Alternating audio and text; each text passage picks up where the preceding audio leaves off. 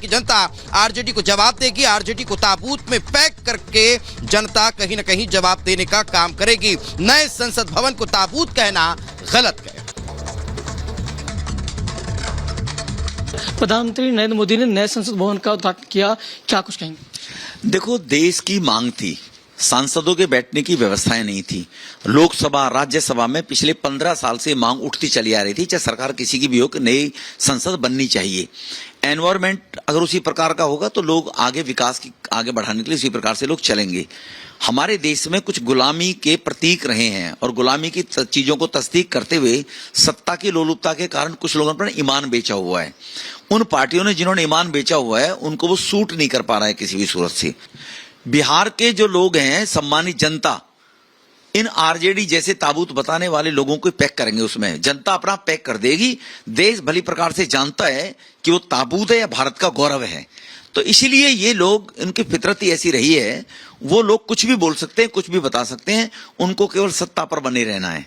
भारत के इमोशन से, भारत की संस्कृति से खिलवाड़ करने का जो काम किया, भारत के जो वेद हैं, हमारे पुराण हैं, हमारी जो संस्कृति है, उसके अनुसार ही भारत की पहचान थी।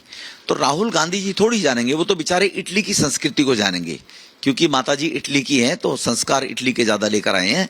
तो इसीलिए उनको लग रहा होगा ये भारत को आगे बढ़ाने के लिए भारत का गौरव है।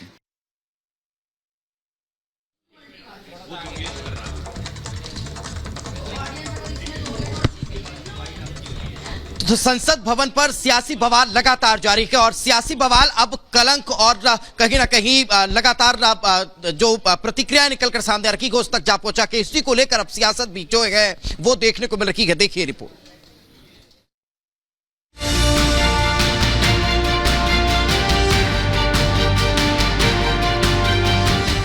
कि संविधान की हत्या करके उसको दफन करके उसके ऊपर एक बहुत सुंदर आलीशान जो है एक इमारत बना ली है। खाली इनका मोदी जी का विरोध है, आज उसको ताबूत के रूप में बता रहे। पहले क्या आप जीरो के अंदर बैठे हुए थे?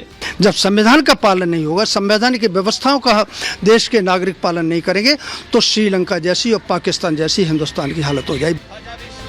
पूजा पाठ और पूरे विधि विधान के साथ सर्वधर्म प्रार्थना और देश को मिला नया संसद भवन, ये वो तस्वीर है जिस पर पूरे देश को नाज है।